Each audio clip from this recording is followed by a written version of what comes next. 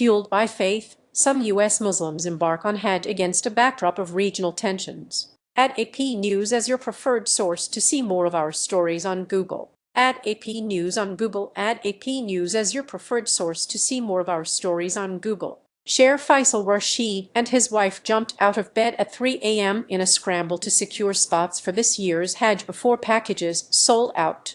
Adrenaline was running high as he tried to navigate the digital booking platform from their Pasadena, California, home. The moment, back in February, when the couple learned they had spots in the annual Islamic pilgrimage to Mecca in Saudi Arabia, was so emotional that recalling it still brings them to tears. "It was a very, very joyful experience," said 35-year-old Rashid, his voice wavering. "My wife was already crying, praying. We were very grateful that this happened," he added, a tear rolling down his face. A lot has changed since that day. The Iran war erupted and widened before a tenuous ceasefire was reached. The couple's resolve to perform the pilgrimage hasn't, however. They are among U.S. Muslims who are joining a sea of pilgrims converging on Saudi Arabia from around the world for a Hajj that this year has been approaching against the backdrop of regional tensions and uncertainty about the conflict. The Hajj will officially start on Monday. At the Hajj, Muslims unite in religious rituals and acts of worship as they fulfill one of the 5 pillars of Islam, a religious obligation for Muslims who are physically and financially able to do it. Hajj can be the spiritual experience of a lifetime for the pilgrims and a chance to seek God's forgiveness and the erasure of past sins. A deeply spiritual and demanding journey. Some Muslims spend many years saving up money and waiting for a permit to embark on the journey. "It's not something you just get," said Rashid, a doctoral candidate and a Los Angeles Police Department reserve officer. "It's something that, if God invites you, then you're able to go." At one point, his father asked how the war affected their Hajj plans, and Ant wondered if he could get a refund if things escalated. Read more. He figured others had previously endured far worse to make the journey. "You're brought up to think about how this is a very physically and emotionally enduring expedition," he said. A planner by nature, Rashid began following a flight tracker and registered for a program that sends updates and alerts from U.S. embassies and consulates abroad. But instead of worrying, he has been leaning on his faith. "In Islam, we're taught that you're supposed to do your very best effort, but then let go of the things that you don't have control over," he said. "I need to let go and feel that, hey, you know what? God is the best of planners."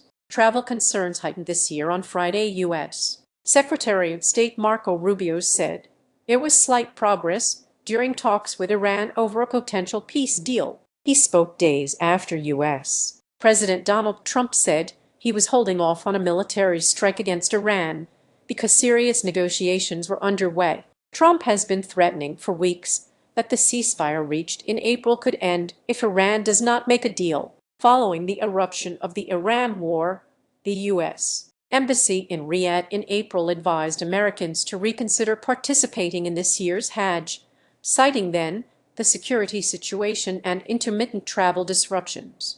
Ahmed Safayan, a surgeon in Michigan, has been concerned about potential flight disruptions on his way back from the pilgrimage. His round trip includes stops in Gulf countries that had been embroiled in the war, which started on Feb.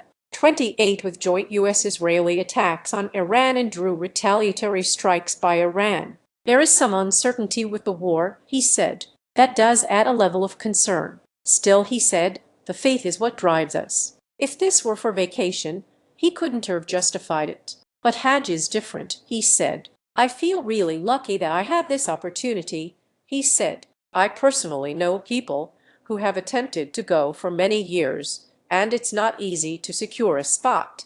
Hajj, he said, transcends politics and conflict. His goal, to return a better person. To fulfill the Hajj requirements, you have to stop thinking about yourself and start thinking about your Creator and putting things into perspective, he said. It teaches you patience and humility. Costs and unpredictability. Hajj brings together large numbers of Muslims of diverse races, ethnicities, languages, and economic classes from around the world, leaving many feeling unity and connection. In India, home to a large Muslim minority, pilgrimage planning has proceeded largely as normal, but high fuel prices have pushed up travel costs for this year's pilgrims from the country. Back in the U.S., the uncertainty appended Noreen Shahid's plans for her children's care while she and her husband go to Hajj. The Texas neurologist had planned for her children to stay with family in Dubai. Tickets were bought, then the war erupted. By late April, Shahid decided there was too much unpredictability.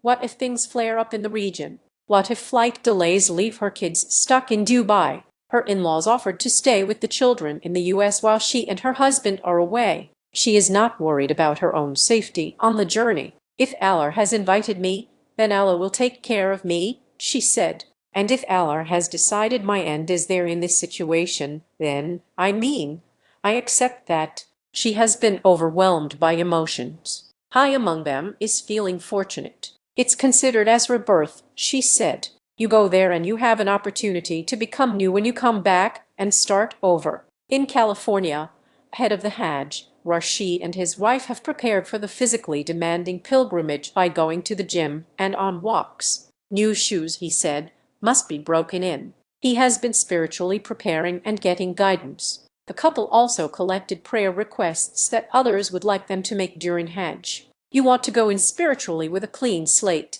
not with any kind of ill hearts or bitterness," he said. "You don't want to feel anxious about worldly things." Associated Press writer Sheikh Salak in New Delhi, India, contributed to this report. Associated Press religion coverage receives support through the AP's collaboration with The Conversation US with funding from Lilly Endowment, Inc. The AP is solely responsible for this content.